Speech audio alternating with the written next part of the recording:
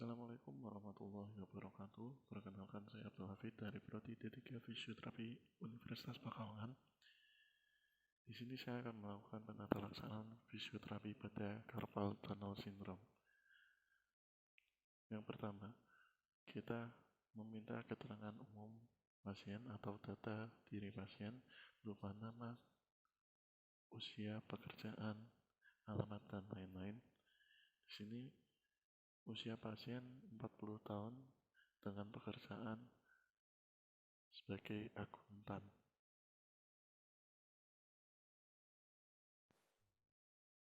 Lalu yang kedua, kita melakukan pemeriksaan yang berupa anamnesis, berupa keluhan utama dan lain-lain.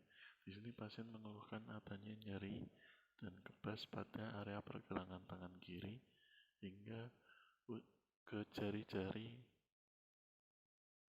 1, 2, dan 3. Di sini pasien mengeluhkan nyeri datang sejak 2 tahun yang lalu, namun setelah itu menghilang, lalu kambuh lagi 3 bulan yang lalu. Faktor yang memperberat terjadinya nyeri ini saat pasien melakukan pekerjaannya sebagai akuntan. Setelah mengetik beberapa lama, pasien merasakan nyeri. Namun setelah diistirahatkan setengah jam, nyeri berangsur menghilang. Lalu pasien pernah memeriksakan keadaannya ke dokter syaraf, lalu dirujuk ke fisioterapi. Untuk riwayat penyakit dahulu, pasien tidak ada riwayat penyakit dahulu, riwayat penyakit penyerta, riwayat keluarga. Pasien juga tidak memiliki riwayat penyakit penyerta dan keluarga pasien tidak memiliki keadaan yang sama karena CTS merupakan bukan penyakit herediter.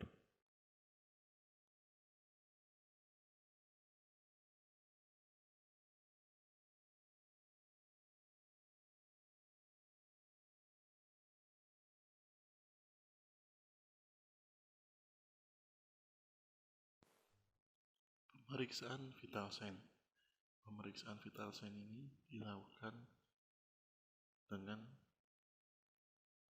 menggunakan sphygmomanometer, tensi, tekanan darah pasien normal 120/80 mmHg.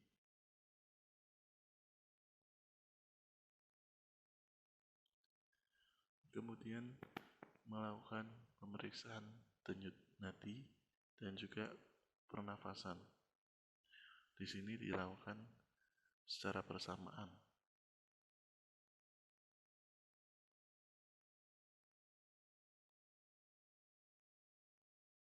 Pada kondisi ini, pasien memiliki denyut nadi dan pernafasan yang normal, yaitu 80 kali per menit dan juga pernafasan 21 per menit.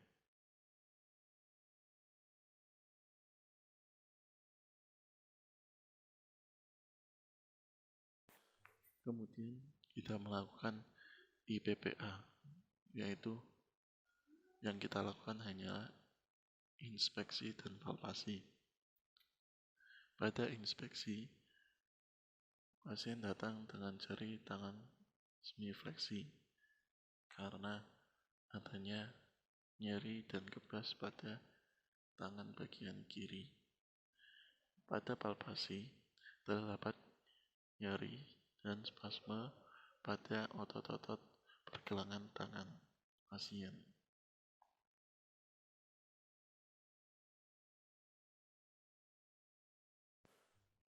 Kemudian kita melakukan pemeriksaan gerak dasar.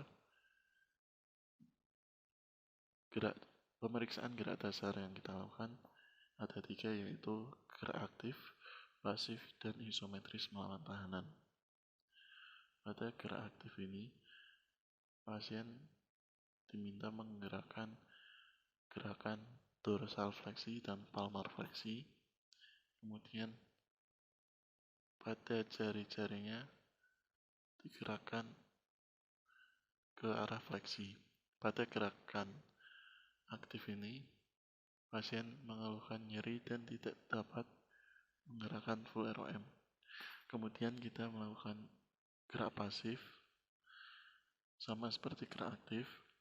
Di sini pasien merasakan nyeri juga, namun bila dibantu dapat digerakkan secara full ROM.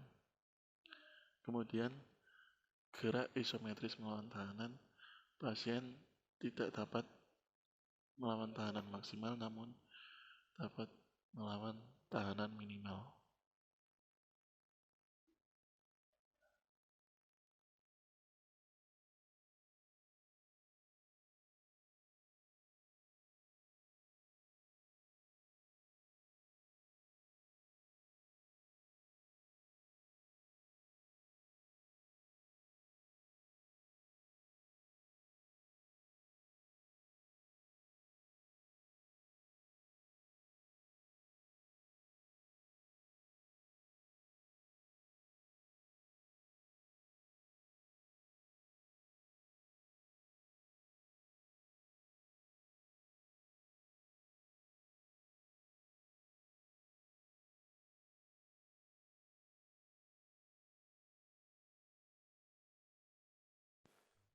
Pemeriksaan nyeri. Di sini pemeriksaan nyeri menggunakan skala Fast Visual Analog Scale. Pasien diminta untuk menggerakkan ke arah kanan sesuai derajat kenyerian yang dirasakan pasien. Lalu dijelaskan di baliknya terdapat skala angka untuk dokumentasi di status klinis dan juga evaluasi. Nyeri yang dites yaitu nyeri diam, nyeri gerak, dan nyeri tekan.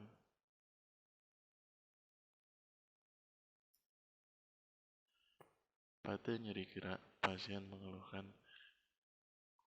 nyeri ringan dengan skala angka pada angka 1.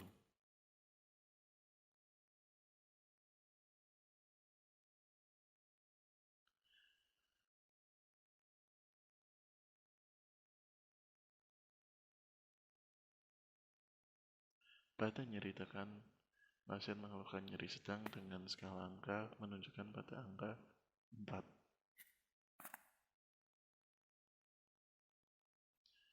Pada nyeri gerak, pasien menunjukkan ke skala berat, nyeri berat dengan menunjukkan ke angka 7.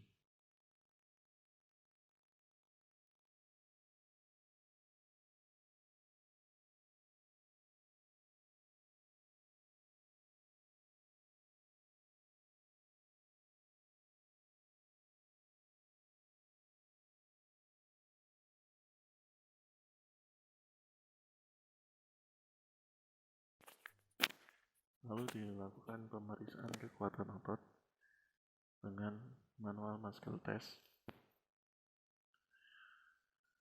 Di sini otot-otot fleksor pergelangan tangan kiri dan juga jari-jari tangan 1, 2, 3 menunjukkan pada skala 4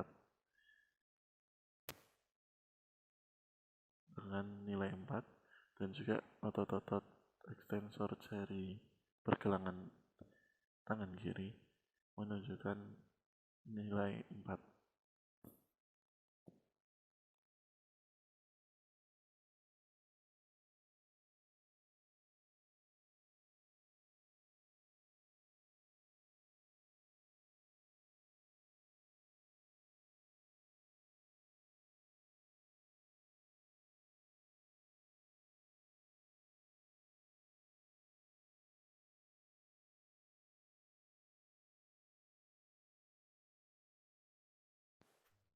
Kemudian dilakukan pemeriksaan lingkup gerak sendi dengan goniometer.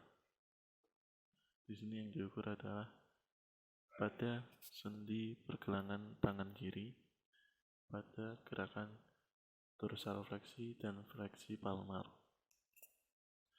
Pada dorsal fleksi, pasien hanya mampu menggerakkan 30 derajat, yang pada normalnya ROM pada dorsal fleksi adalah 50 derajat. Pada fleksi palmar, pasien hanya bisa menggerakkan 35 derajat, yang pada normalnya ROM pada fleksi palmar yaitu 60 derajat. Kemudian dilakukan pengukuran pada jari-jari pasien, yaitu jari 1, 2, dan 3. Kemudian pada MCP, pasien tidak mampu menggerakkan full ROM.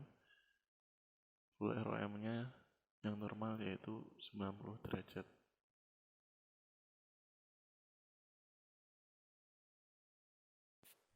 Lalu dilakukan pemeriksaan spesifik guna menunjang diagnosa fisioterapi.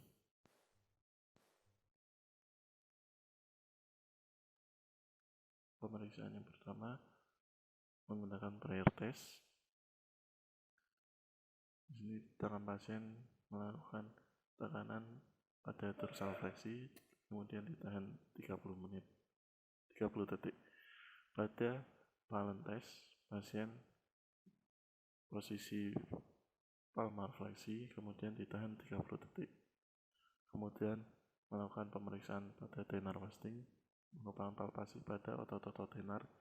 Jika terdapat spasme dan atrofi, diindikasikan positif.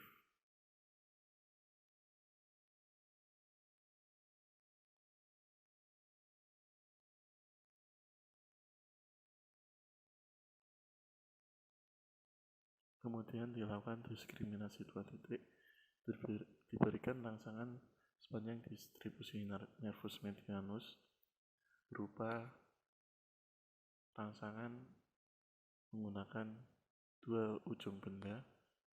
Jika hanya dirasakan 1 titik, mengindikasikan pasien positif CTS.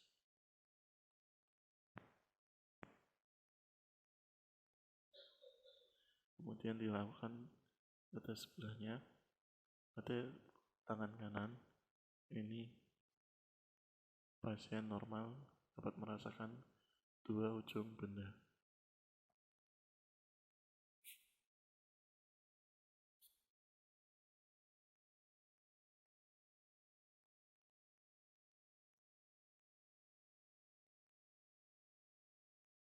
Kemudian dilakukan tourniquet test, diberikan tekanan di atas siku dengan tensimeter. Dilakukan selama 1 menit. Jika terdapat nyeri dan kebas mulai dirasakan, mengindikasikan pasien positif carpal tunnel syndrome.